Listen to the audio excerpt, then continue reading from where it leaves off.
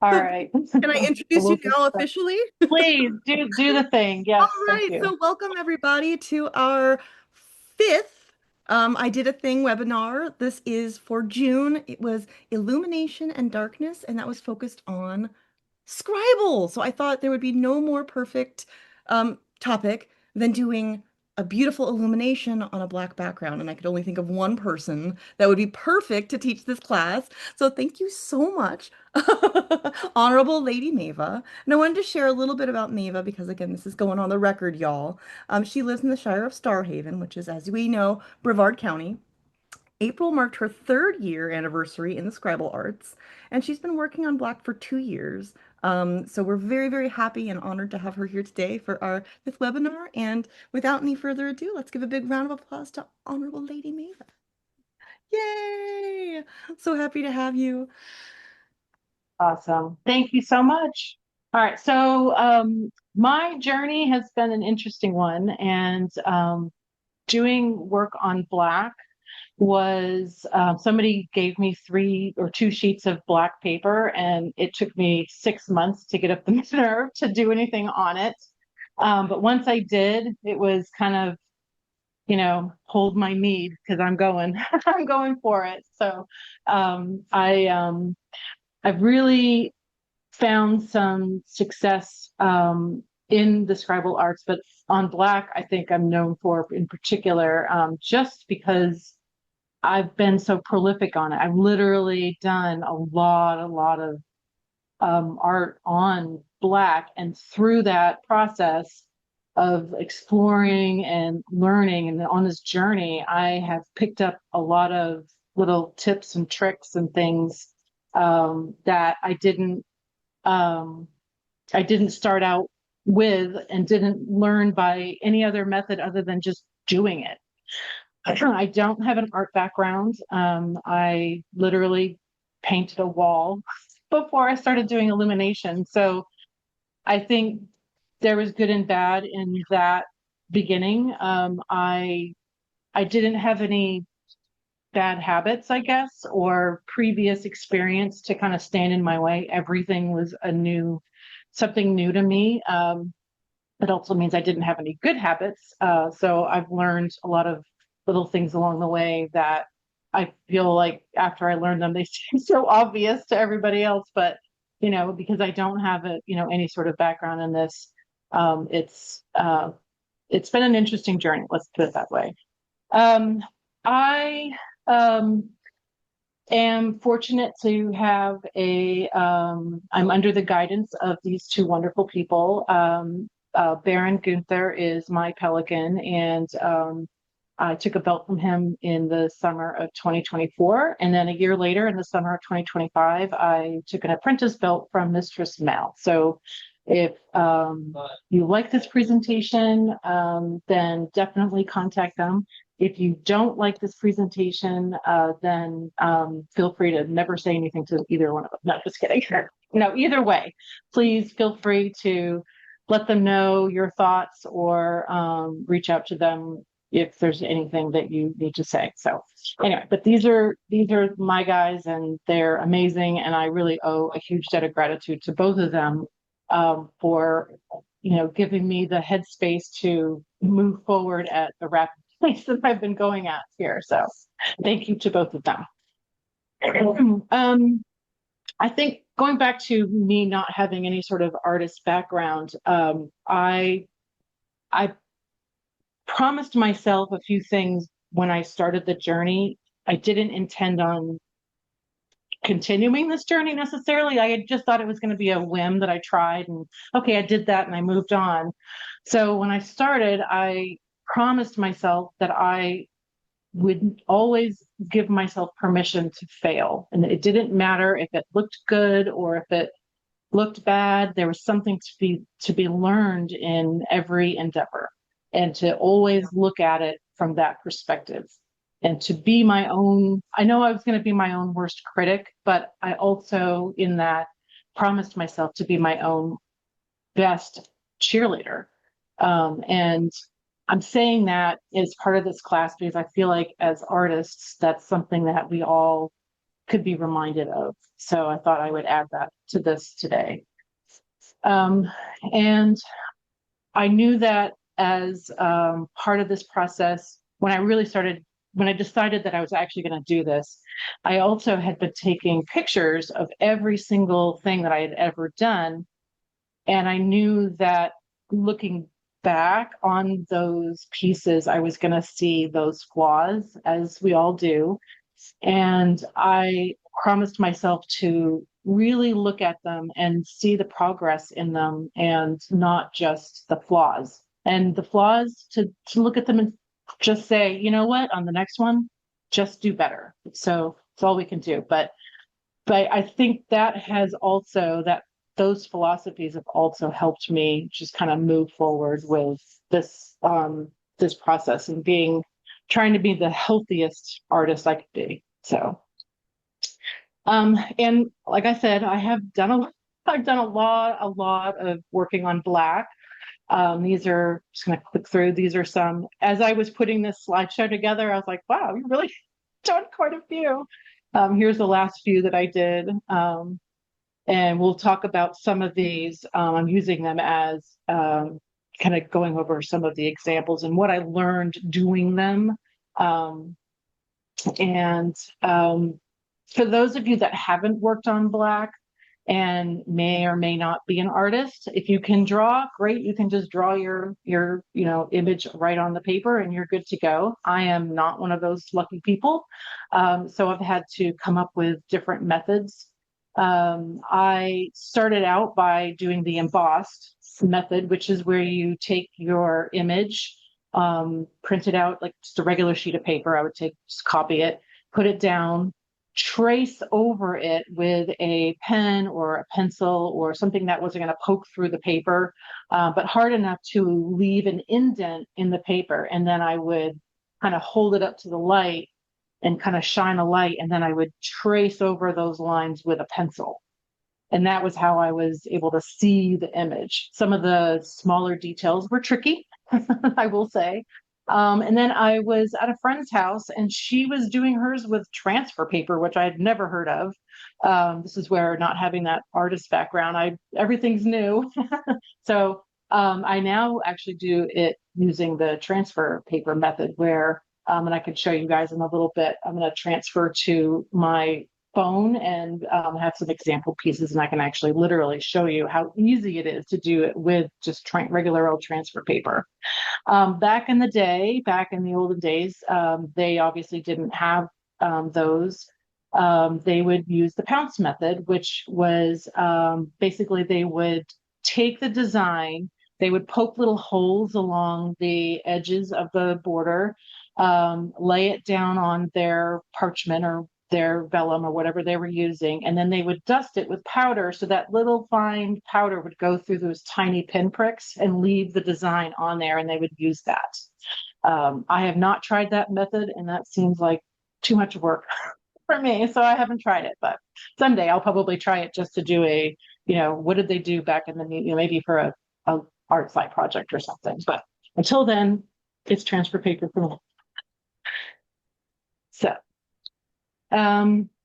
this was actually my very first attempt. This was the first thing that I ever tried. I had no idea what I was doing, and I couldn't draw. I still can't draw, but I didn't know about transfer paper, and so I grabbed a stencil.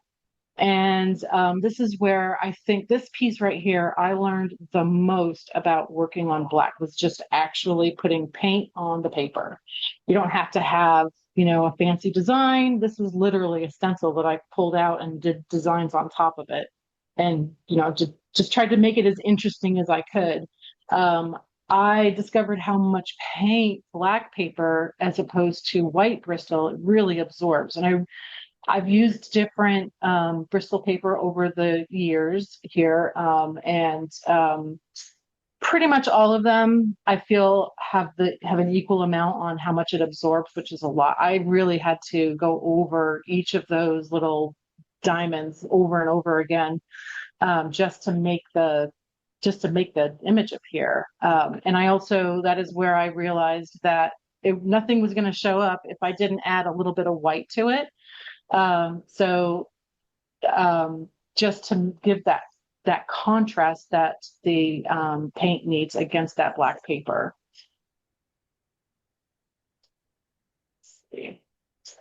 Um, I did a few on black. I cut that black paper in half and did a few different styles. And then once I got that out of the way, this was my next one that I did. And knowing that it was going to take a lot of paint, I painted each little element, each one of those little colors, I painted underneath it white so that when I painted on top of it, it would hopefully show that color. And I learned, not to use too much white. I went pretty hog wild. The red in the middle over his head, that I used a lot of white in there, and I can't tell you how many layers of red I ended up using to cover the white that I used because it was a really rich, vibrant red. And the original, this is based on an actual piece found in an Egyptian tomb, and those were um, precious stones I think it was a piece of jewelry originally. Um, so one of the things that kind of a happy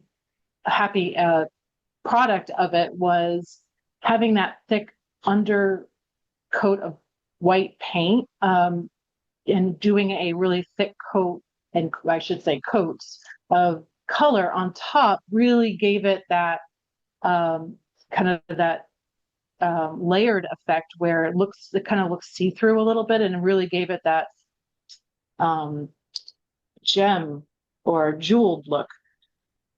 And I had to I struggled with this one to really make it pop. But I learned a lot on this piece as well. Like I said, I used a white underpaint, and then I had to go over each one a lot with the color. And and a couple of the pieces on the red, especially, you can see the white shining through on the blue as well where I didn't quite cover it enough. One of the problems when you're covering over white is when you add more paint to it, you're adding wet to it, and that reconstitute the white underneath. So I had to really pool and really get a good amount of pigmented paint on my a very wet and very pigmented color to cover over. Charlotte, you got a question? Yeah, so that was going to be my question because I was actually going to ask, do you typically like to layer gouache? Because I've had that experience too, where it gets really muddy. And if you Yeah. have tips for that, I'd appreciate. So later on, when I get to the camera, I'll actually show you kind of how I did that. Okay, awesome. And And it I know and that. it's a little hard. I tried to like come up with some examples Okay, um to prep for this class, but because you have to let the paint dry, there's only so much that I could show you under it live. yeah. So I'll do the best that I can, but I'll at least show you how much liquid and how much pigment I ended up putting on the brush just to cover that white. And this was my first time to really put white underneath it. So I kind of went heavy with, and I paid the price. Let me tell you, I had so many layers went into this to try to cover that because every time I would try to paint on top of it, it would add white into it, and I didn't want it white. I wanted it those deep, dark colors, just like the original extant piece of jewelry. So, but I got there, I think, in the end. But it took it took a lot of work. But I learned a lot through this process. Um, And Anybody else have any questions on that before I Marla move wanted to on? see what the black paper looked like as well. Black paper. So this is I've used different varieties, but I will say that this is what I use most of the time. I get it at Michael's. Yeah. Strathmore mixed media. This is what I use pretty much for all of my projects. I went online once and I was like, I got that at Michael's, is what I started out with, and I was running out. like I bought one package and then I was running out of it and I thought, well, I'm gonna go buy some fancy pants stuff. And I ended up spending $25 on a pack of 25 sheets. It was the worst ever. I hated it. And I ended up just using the rest of it for like thank you cards. And it didn't do anything better. I don't know. I don't know if I just picked the wrong brand, but I like that. So I haven't moved on. Anybody else have a question about any of that? Okay. All right, moving on. Okay, so that I did underpainting with white. I had that was kind of my technique for a while, either, mixing white in the paint or doing a layer of white underneath. When I got to this piece, I needed to do the water and I was really struggling with water. I had done some pieces that I tried to do water and it really looked bad. It's like the worst part of the whole piece. And I'm like, I really need to figure out water. So I thought, well, you know what? Why don't I just lay down a pile of blue where I want the water and then paint white on top of it where I want the waves to be. So I kind of thought about it in an opposite way. And like I said, it's one of those things where somebody with an art background probably was like, that's an obvious one, but it was new to me. So it was something that I discovered on this journey. And this was the first one that I did in that way. And there are some other colors in there, but it was because I used a different color in those little sections because water isn't just blue. As you know, it's got green in it and stuff. So anyway, but doing an underpainting with blue was kind of an eye-opening thing. It kind of opened up a whole other way of achieving looks. And to do that, I went pretty heavy with a very dark blue. And when you have the paper in front of you live, you can see where you laid the blue down. Um, but it's like I said, the paper absorbs a lot, and it's hard to know if you've not, you play around with it obviously on some separate paper, but it's hard to know, well, how much blue do I use? I went pretty thick with it. Because I really wanted a nice deep blue, and knowing how much the white that you use on black paper it's really the dominant color when you're using white in anything. It really kind of covers up anything and it's hard to cover over. So I knew the white, when I added it, was really going to pop. So I went thick with the blue. And then I went pretty watery with my white. I kind of put some drops of water on my white and kind of dipped it in there and kind of kept my brush very pretty watery, and then just kind of added some white here and there in kind of wavy designs. And then played around with what was there and kind of teased the white, because the white kind of sits on top of the paint. It's really what shows the most. So I kind of teased the white around to achieve the waves and how I thought that it looked like, or how I wanted it to look. Um, and then when you add more white on top of something that already has a white pigment in it, that's where you really get that contrast, and where like the water hitting the side of the boat and the top of the peaks. That's why they really are highlighted. It's because it was white over already white in the paint.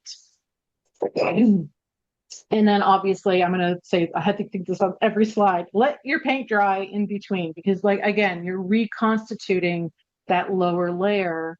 And if you don't let it dry before you move on, you have a bigger chance of reconstituting more.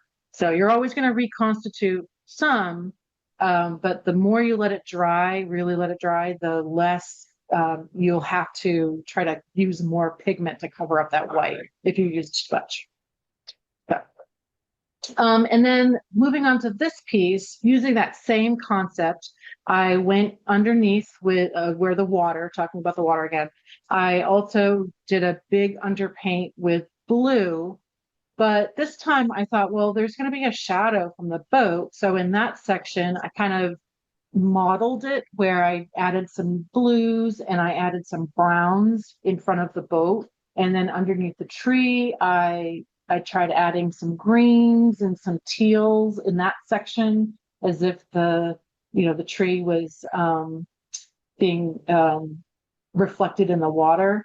I don't think that the water on this one turned out as nice. It kind of got a little muddy and it was a little bit of a smaller picture. And I don't know, it just didn't blend it as well, or I don't know, it just didn't work out quite as well as the other one did. But still, learning to use different colors in different areas kind of opened up a whole other, section of how to paint, let alone painting on black. So I just thought that was an interesting and cool thing, cool design trick, using it. I've moved forward using that, painting it, underpainting on black. I've used that for clothing. I don't have an example. Sorry, I didn't take a picture of one before I turned it in, and it would have been perfect. But there was a lady's dress, and in some of the dress where I knew I wanted a low light, I painted I used a green, like a shadowy green color, because that's the opposite of the red that I wanted her dress to be. So I painted in underneath the shadow color. That had some varying degrees of success, but I think the more I try it, the more I do it, the more I feel like I'll be successful with that. All right. Sorry, my voice seems to go here. All right. This one was no underpaint. This was just straight on paint. I really was looking for that Wedgwood blue color. I just thought that looked really pretty against the black and the gold. And I was really happy with that color, I guess it was periwinkle blue. But this one, I learned you really need to mix your paint very, very well with that white. Mix it really well before you apply it, because it will show if you don't, it'll be streaky if you don't mix it really well. So, and then because that black paper just loves to soak up that paint, I had to go over each one of those little diamonds or squares or whatever a couple of times to give it that even coat. And then obviously, again, let it dry up in between. All right. And then the other aspect to working with black in particular is using that negative space, the black paper to highlight for you, low light for you, or just use it strategically. And I have close-ups of both of these of what I'm talking about. So looking at the water, wherever you see black, that's not painted. That's literally the black paper. So I had fun kind of doing oops, burn it. I'll go back. It's going forward when I click. You can just use the arrows to go back. Oh, all right, I got it. Sorry. He's sitting in front of me, so when I panic, I get immediately like, Ed, fix it for me. Ed, help. um, forgot what I was saying. Shoot. Using the negative. Oh, so it was wherever you see the black was black. And I think I wanted to go back up so you could kind of see. Oh, I was having fun with the Vincent van Gogh look. So that's where that came from. I was trying to do something different with water, because water seems to be my foe. But some of them do not turn out well. And then in the lion here, where is dark is actually just only a little bit of paint. It's really the black paper shining through. And that was an interesting technique. So what I did on him was he was actually painted a dark brown. And then the highlights, where you actually see the skin, was actually, I added a little bit of like tan and yellows and reds and stuff into those sections to give it that contrast. But where you see it's very dark, it's actually the paper coming through. And that can be you can let that again, let that paper be the contrast. Use the paper to your advantage. And then the last thing that I have on my slide is just talking about mistakes, or if you're like, I really don't like that, like, or just you decide against something, you can fix it even on a black paper. And I on here, this was a scroll that I made for Theories when she got elevated to Laurel. And when I did the design, the little the little bunny here, he had a tail because that was the image that I had found. And then as I was looking at it, I thought he looked more like a cat than a bunny. And I wanted a different, I wanted a bunny tail. So what I ended up doing was, and this was my first attempt was on this period scroll. And I was like, well, here I go. I ended up blotting it really. I added some water to my brush, very clean brush, and I didn't get it dripping wet, but I did get some water in that. I got one of my bigger round brushes, and I just kind of added water so that the bubble of water was not anywhere but on the work that I wanted to remove because it kind of spreads out. So I kept that bead of water or the wet part just where I wanted to remove the pigment. And then I just started applying the wet brush to lift up that pigment a little bit. Some of it would come back on the brush, and then even more would come out when I blotted it with water. And I learned to be really careful about not smudging it around. Just like if you were trying to blot something out of your shirt, you don't want to move it around. You want to just blot that spot. Same idea, basically. And I've used just regular old paper towel, and I also used Q-tips for those smaller areas. But as you see, you can't even tell that he had a weird tail. So, does anybody have any questions at this point? Yeah, actually, so Marla asked earlier, where do you get your inspiration and ideas for your scrolls? Oh, where do I get my inspiration and ideas for my scrolls? So this one here, um, because it was my first Laurel scroll, and I had really no idea what I was doing. Like I really didn't. I didn't research peerage scrolls a lot. I just kind of, or I hadn't really seen very many, to be honest with you. Not a lot of peers were made, and I hadn't seen their scrolls. And so let me back up to the actual one. Um, so I just had to take what I learned about the person. And I'm using this one as an example because doing this kind of opened up a whole realm of different ways for me that I've created scrolls. So this one was my first one that I used an AI image. This is an AI image. I typed in kind of what I wanted, and I said I wanted a lady who was stringing beads. I didn't use the actual image, but it was my inspiration, I should say, because I can't draw. So I have to find things that I can trace or I can copy in some way. So I used the AI image to kind of come up with something for theory. And I can't really draw, and I really could not make the lady look like theory. So I was happy that it just looked like an actual person and not an alien or, something weird.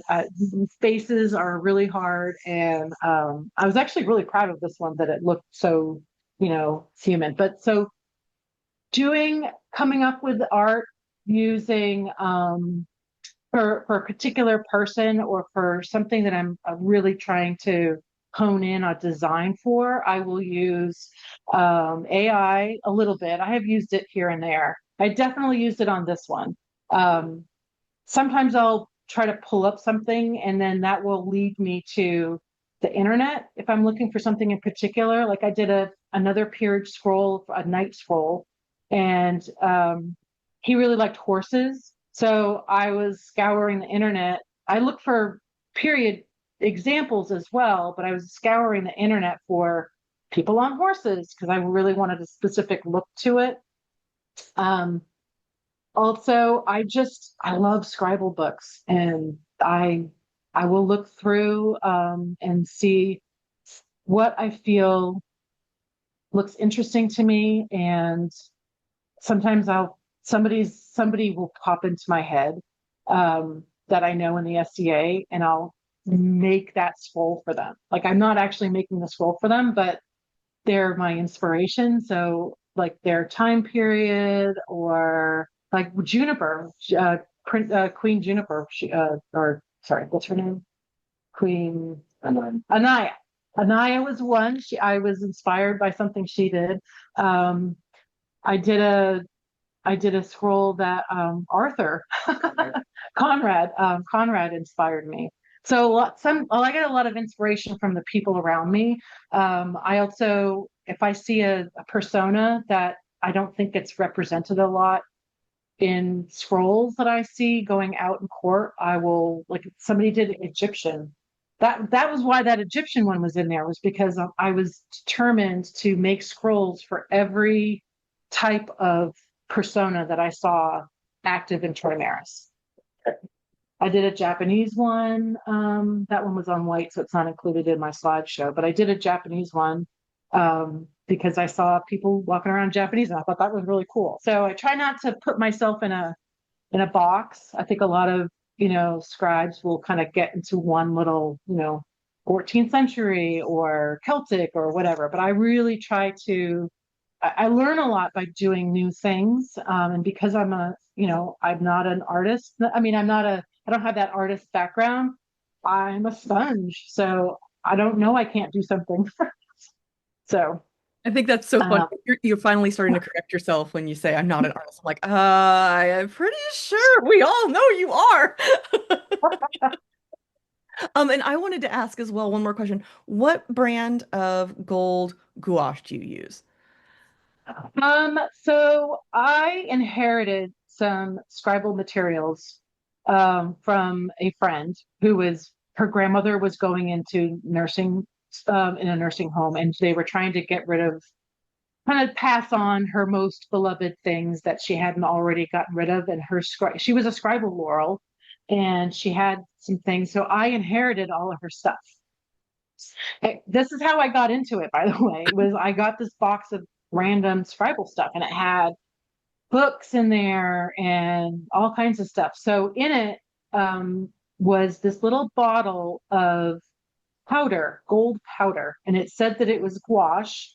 It had a European sticker on it, Uh-huh. like it was purchased overseas, like the type of um, sticker that they, like the price. So I'm pretty sure it was purchased overseas. Yeah. But it said it was gouache, and it was like a gold gouache powder, and it reconstituted with water. And I used that pretty much exclusively, and I still do actually. I really like it. However, I learned that the pigment or the gold was starting to release from the paper, and I finally asked a scribe, like, okay, what's wrong here? And they told me to add some gum arabic to it, and it's been perfect ever since.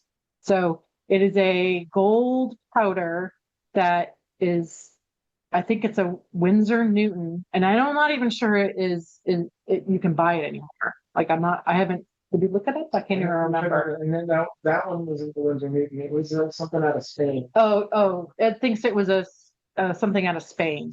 Okay, I'll have to ask Can you? around because I could use a really good gold that's just opaque and just works because lots of them they don't have enough of the metallic powder in them and they're just weak and Yeah.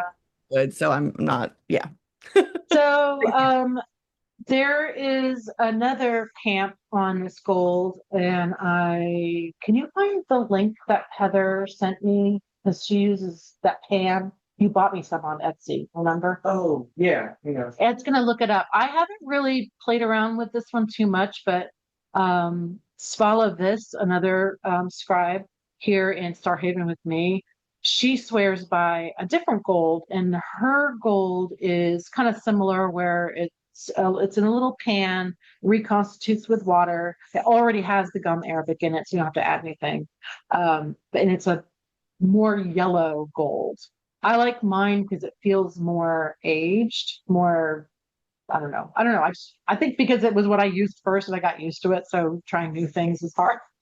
But I have used hers once or twice and it was much more vibrant but I felt like the learning curve.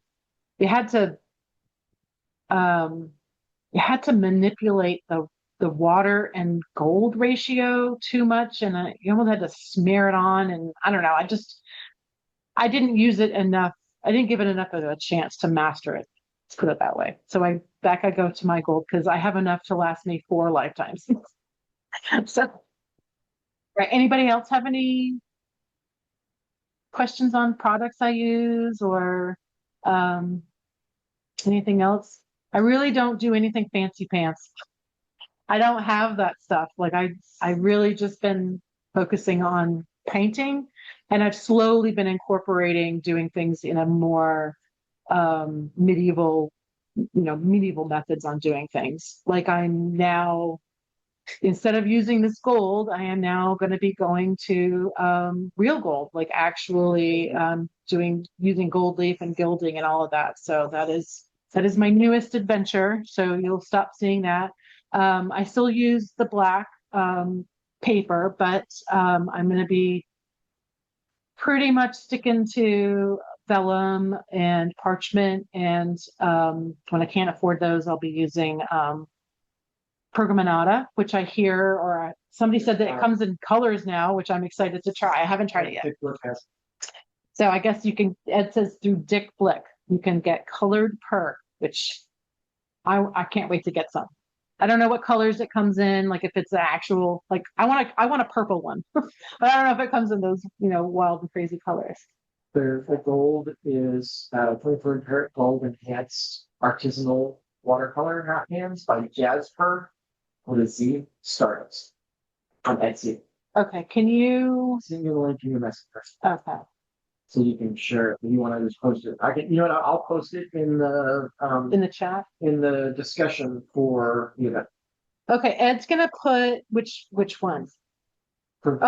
Ed's gonna put a link to the gold that Heather swears or Swalavis swears by in the event, in this event on Facebook, in the discussion. So he'll put it in there. All right.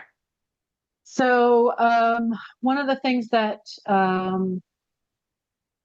we were going to go over was I had some pieces that switch over to my phone so you can see, share. Let's see if I figured this out. Is that done?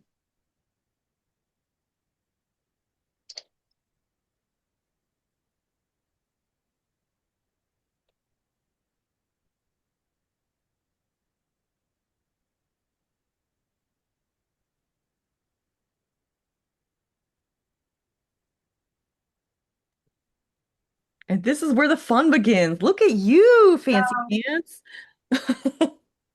Thank you, by the way. Yeah, I'm like, this is so cool.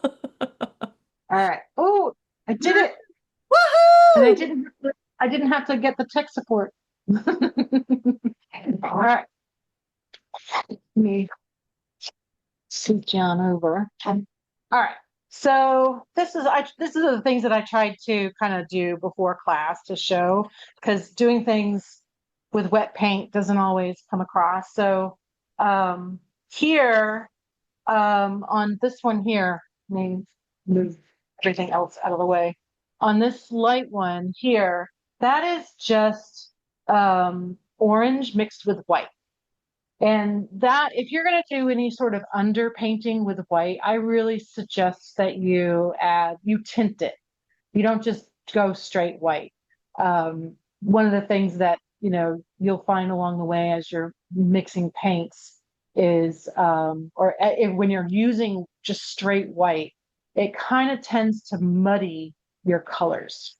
And using a tinted white underneath, when it reconstitutes, you're adding more pigment, not just white, so it won't be as muddy. And then the middle one here, I did my first layer of that really dark, mixed, just straight out orange from the tube on top. And as you see, some of that white reconstituted. So can you guys see that? Let's see. You see how it really reconstituted here, and some of the white, it's really mottled and it doesn't look good. So then I went over it a third time with that orange, and it really pops against that black paper, and it really looks less like it's still a nice vibrant orange, but oh, why did it go away? There we go. It still looks anyway, it just stopped. It's weird.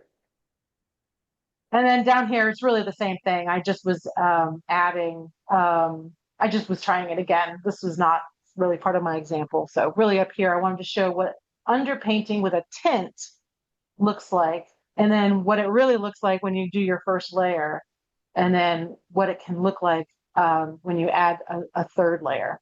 And honestly, that looks really nice. That's a great contrast. Like you said, I was right? thinking it was more than Really, 3 layers. It looks great. it kind of, if you were to just add, if you were to just mix the white in with the pigment, you can do it that way. But I've had less luck doing it that way, because you really have to get the amount of white you add in there to the right amount. You can add too much white really, really easy. So doing an underpaint with the tinted color or tinted white, when you cool uh, the the darker color, when you really cool it, and I'm going to show you what I mean by cool here in a second. All right. So you see, I've got my dark color here. I've got my little pipette, adding a couple drops of water, getting my brush wet as well. And I'm really getting that brush wet with really pigmented color. And that is what I mean. And when I put that on top, and I'm actually going to do it over this one here so you can see what I mean. And it just closed again, Maeva. It just closed on us again. I don't know why. There we go. Yeah. Okay. I love your plastic lids. I'd heard about your plastic lids from far away. You move the lamp over? Yeah. All right. So you can see sorry, I'm trying to get my angle right here. I'm really adding a lot of, well, that's better. A lot of paint, like it's dripping off of here, and I'm setting it on top of my design because I'm trying not to reconstitute the lower level.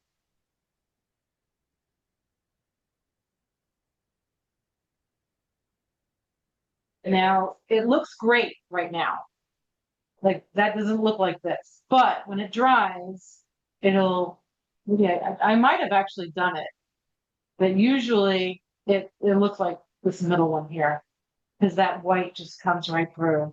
But probably what I did here was I didn't let it dry long enough. This has been dried since this yesterday when I did this card. So it's really had overnight to dry. So because I let it dry for so long, I think I might have actually covered it to the desired effect. However, that's not realistic. Nobody waits overnight. I'm not waiting overnight to do it. So it's probably going to look like this. You're impatient like I am. And you're working in such small areas. Like this is big because I really wanted you guys to see what I was talking about, but you're going to be working in small, teeny tiny areas. I don't know why my phone keeps doing. It might help. And Cho suggested that maybe if you put it in video mode, it won't time out as quickly. It Okay. might happen. I Might know. try that. Yeah. Okay. I tried it. Thanks, Joe. Hopefully it works. Anyway, so you guys get the idea about how much pigment I'm actually talking about. And that is super helpful to see. So actually, thank you so much for Yeah. showing me that. I also pulled out that tracing paper so you guys can see. A lot of you guys on here already have that skill of drawing, which I just don't possess that. I'm very jealous of you people, but I don't.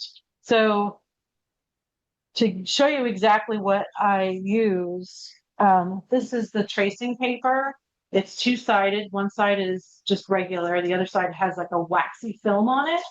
And you lay that against what you're trying to do. It's pretty obvious, but just to give you an idea of what I'm doing on all of these scrolls that you guys are seeing. And I just want to show you. You line it up how you want, and I'm just going to show you exactly. And I'm pressing pretty hard here on this so you guys can see how it transfers through. And there's your design right there. Now, trying to paint over that, because it is a wax-based transfer, it when you try to paint over it, you get a little bit of paint on there. It kind of sometimes it can skip over it. It didn't here for whatever reason. I think I have enough white in the paint. Well, oh, nope. Sorry, Joe, it didn't work. I have enough white in there, and sometimes you can see through it. So but if you end up trying this method using the transfer paper, um, just erase a little bit of that off. You can still see it pretty good, but it gets rid of that top layer of wax. And I have found that to be a great method to use. And just don't use an eraser that has a color to it. Like I just did there, because you can kind of see how it colored the black a little bit. You really want a nice pristine black. But it got rid of that top layer, and so coloring over it was getting right up to that line and really see it. Okay. Anybody have any other questions? I am really Question at the impressed. end. I'm really impressed with how well that transfer paper went onto the black. Right? I've never used I transfer can't paper, believe I didn't know about it. but I was like, oh, that's cool. Yeah, so I'm really impressed with how nicely that would work. And like you said, it seems like it would have to be a really nice, opaque, thick mix for you to make sure that it didn't skip over the color. But that's nice. Ooh. Yeah. Well, yeah, please feel free. If anybody else Okay. has any questions, please feel free to unmute and ask away. We still have 8 minutes left until we are at time. Um, Oh, Honestly, I just good. want I to didn't go know play with it. And how. Right? I yeah, hope everybody goes and plays with it, because really the end goal of all of this is to yeah, inspire so many people that I can get a black scroll myself. That's my yeah. goal. I was thinking the same thing. I was like, ooh, if I ever am up for a big award, like I want it on black. That's so pretty. I will say I Question. was really scared. Yeah. Oh, go ahead. Sorry. Question. Oh Go yeah, ahead. so because I don't I do illumination more than calligraphy, but I do calligraphy sometimes. What ink do people use on the black scrolls? That is a great question, and I wish there was a calligrapher on here to answer, Okay. because I have no. I was like, I don't know either. I mean, I assume it's, So I gold, know that probably. whenever I have given my black scrolls to the scribes, it doesn't go to just anybody. There is only, they Probably usually moral, need right? someone who's familiar, because not everybody works on black. Yeah. So um, I did one myself, where it wasn't calligraphy. That's the only reason why I was able to do it myself. Yeah. Um, because I was this one here. This one here. Um, I have a Yeah, switch over. Yeah. oh dang it, I forgot about that part. Hold on. What's your Yep, I got it. choose the screen? I mean, yeah, it looks like there's a decent Dr. Martin's calligraphy color that, I've heard good things about Dr. Martin's. So I'm like, okay. There we go. Was there any say silver, aluminum based silver, and something I could look and Oh, I guess the only place I had it was here. Okay. But on the other side, I actually did um what was that? Elder Futhar? It was runes. It was runes. And because that's just lines, I Yeah. did that. So I ended up using my paint to do the lines. I think. Or did I use silver? No, I did. I used silver paint for that. But it was just paint. And then I when I had the king and queen sign it, they used paint. So I didn't know what else to tell them to use. But I think that there's gold calligraphy paint out there, so I've seen them use that, and white there's and silver. So metallics and white. Windsor Newton makes I think an aluminum based sport. It says Windsor Newton makes an aluminum based silver. Pretty. So Oh my gosh. Yeah, I'm looking at some of them that are using white for the scrolls. I mean, if you search black SCA scroll in Google Images, that's really where I am. white. The first one that comes up is like a pelican scroll, and it's Okay. on white ink, and it's really I, pretty. now that you say that, I remember one of the scribes, I think Mistress Jeanette, she uses the PH Martin's, like that super cover up white. Ah, Um, she uses that watered down, bleed proof white. I God, think she said she uses that, but watered down. So, okay. That is. I mean, it's stunning seeing your illuminations on it, and then seeing it with words. It almost doesn't look real. Like it's just like, oh, yeah. you know, a camera I switch. know all of my Those is pictures are without the words. I really need to learn calligraphy. the So I finished can do it stroke. all. Yeah. All right. Anybody else have any thoughts or questions or Ask away. promises to try this so that I could win one of your awards someday? Mhm. That's my goal.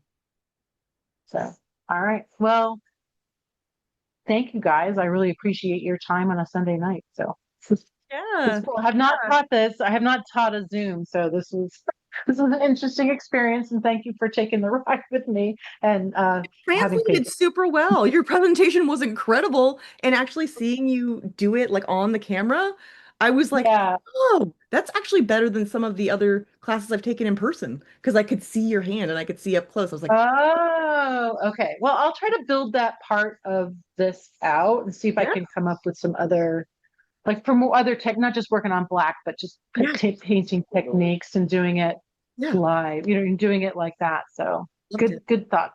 Thank you so much for teaching us. All right. You're welcome. All right, guys. Have a great night. Bye. Have a great. Bye. Bye. Thank you again, Maeva. Bye, everybody. Happy Sunday.